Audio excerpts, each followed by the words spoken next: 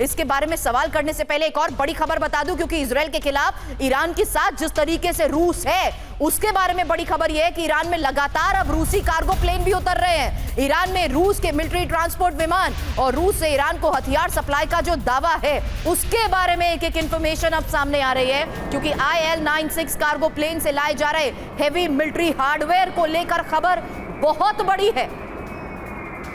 तो ईरान को रूस से हथियार सप्लाई, इसके बारे में एक्सपर्ट से सवाल करने से पहले एक और इंफॉर्मेशन, क्योंकि इजराइल के खिलाफ जंग में ईरान के साथ रूस और ईरान में लगातार उतर रहे रूसी मिलिट्री कार्गो प्लेन को लेकर बड़ा इनपुट। मॉस्को से तेहरान इल्यूजन IL-96 कार्गो विमानों की नॉन स्टॉप उड़ानों को लेकर बड़ी खबर है और रूस से ईरान को भारी हथियार सप्लाई का भी किया जा रहा है दावा। IL-96 कार्गो प्लेन से लाए जा रहे हेवी मिलिट्री हार्डवेयर, रूस ईरान के बीच रक्षा सहयोग से नेटो को भी, क्या ये स्पष्ट संदेश है? Over to you Singh sir. देखिए, सबसे पहले मैं कहूंगा कि ये जो ईरान का रिस्पांस होगा वो कोऑर्डिनेटेड होगा। उसके अंदर हुतीज अपने अटैक बढ़ा देंगे, उधर हिजबुल्लाह होगा और तीसरी तरफ ईरान जो लॉन्च करेगा मिसाइल्स या ड्रोन्स या जो भी उसके पास ये नया आर्मामेंट आ रहा रशिया से। मगर जैसे सुमित कह रहा था, मेरा ये मानना है कि यूएस और इजराइल भी फुल अलर्ट पे है। और ये जो आप बात कर रही थी अभी आप कि वो इलेक्ट्रॉनिक सिस्टम को जैम करने के लिए ईरान के पास वो सब सिस्टम्स आ चुके हैं, जब वो एक्टिवेट हो चुके हैं, उसका मतलब ये है कि इनको भी अभी डर है कि जो ईरान जो इजराइल है और अमेरिका है वो भी ऑफेंसिव पे आ सकता है। इनकी जितने न्यूक्लियर प्लांट्स हैं, इनके जितने मिलिट्री एस्टेब्लिशमेंट्स हैं, जहां से लॉन्च करते हैं वो मिसाइल्स और ड्रोन्स, उनको तहस नहस करने के लिए इजराइल भी इस टाइम तैयार है। वो अभी डिफेंसिव पे नहीं रहेगा, वो ऑफेंसिव पे आ जाएगा। पहले उसने सिर्फ डिफेंड किया था, जो 320 ड्रोन और मिसाइल्स और ये जो भी उसने दागी थी, उनको रोका था। अभी वो रोकेगा नहीं, इनके ऊपर पलटवार भी करेगा। तो इसलिए ये जो लड़ाई है ये एक वर्ल्ड वॉर का भी या रीजनल कॉन्फ्लिक्ट का, वॉर का भी रूप धारण कर सकती है। और साथ में मैं ये कहूंगा कि इसके साथ ये सिर्फ एक सिंबॉलिक जो है वो ऑफेंसिव रहेगा, क्योंकि इस्लामिक वर्ल्ड जो मिडिल ईस्ट का है वो भी बांध चुका है।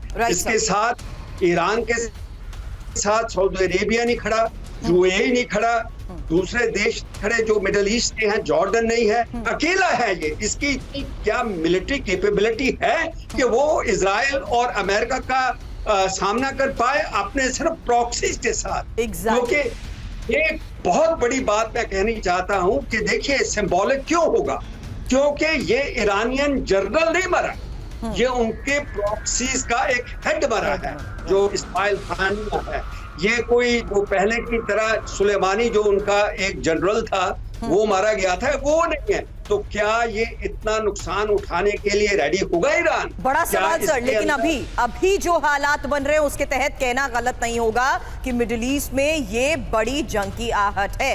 प्रोफेसर राजन, अगला सवाल आप ही से होगा। उससे पहले ये खबर, क्योंकि अब रूस दौरे पर जा रहे सीरिया के राष्ट्रपति को लेकर खबर आई है। एक हफ्ते में रूस के दूसरे दौरे पर बशर असद, पुतिन से मिडिल ईस्ट के हालात पर बात होगी। अमेरिका की बड़ी सैन्य तैनाती के बीच बशर का ये रूस दौरा आखिर कितना इंपॉर्टेंट है, इस बारे में करूंगी सवाल। उससे पहले एक और बड़ी खबर आ रही है सामने, जहां आपको बता दें मिडिल ईस्ट में बड़ी जंग की आहट के बीच होने वाली मुलाकात के साथ साथ जानिए कि कैसे स्वॉर्म ड्रोन अटैक की तैयारी में है ईरान। अब ईरान ने तैयार किए हैं ड्रोन शिप्स और ईरान के पास सैकड़ों ड्रोन बोट्स हैं। शिप से लॉन्च किए जा सकते हैं ये ड्रोन्स और ईरान स्पेक्टेटर ने ग्राफिक्स वीडियो जारी करते हुए ये जो दावा किया है वही तस्वीर भी इस वक्त हम आपको दिखा रहे हैं, क्योंकि इन तस्वीरों के माध्यम से ये साफ हो गया कि कैसे ड्रोन हमले के लिए तैयार है ईरान। अब ईरान स्वॉर्म ड्रोन अटैक की तैयारी कर रहा है। ईरान के पास सैकड़ों ड्रोन शिप मौजूद हैं। ड्रोन बोट्स तैयार ईरान कर चुका है और शिप से सुसाइड ड्रोन्स लॉन्च कर सकता है ईरान। अब फारस की खाड़ी से ईरान हमलों को अंजाम दे सकता है। हालांकि एक क्विक रिएक्शन इस बारे में आपसे जानना चाहूंगी प्रोफेसर राजन, क्योंकि यहां पर रूस का मिडिल ईस्ट के हालात पर नजर बनाए रखना, रूस का ईरान को यह सहयोग देना और इंपॉर्टेंट ये कि ईरान की तैयारियों के तहत जिस तरीके से प्लान्स को लेकर बड़े दावे हो रहे हैं, साफ है मिडिल ईस्ट में जंग की बड़ी आहट। लेकिन निश्चित रूप से सुरभि, इसमें कोई शक नहीं कि वहाँ पे जो चांसेस हैं एस्केलेट होने के बहुत ही ज़्यादा, शायद ऐसा कभी भी ऐसा दूसरा मौका नहीं था कि इस लेवल का टेंशन दोनों ग्रुप्स के बीच में हो। और अभी आपने देखा कि रूस की जो बात कर रहे थे, तो रूस ने अभी जो हत्या हुई थी जो हानिये की, उसको उन्होंने क्रिटिसाइज नहीं किया। चीन, उन्होंने बोला कि ये पॉलिटिकल असैसिनेशन है। चीन ने भी यही बात दोहराई कि ये पॉलिटिकल असैसिनेशन है और ऐसा नहीं होना चाहिए था।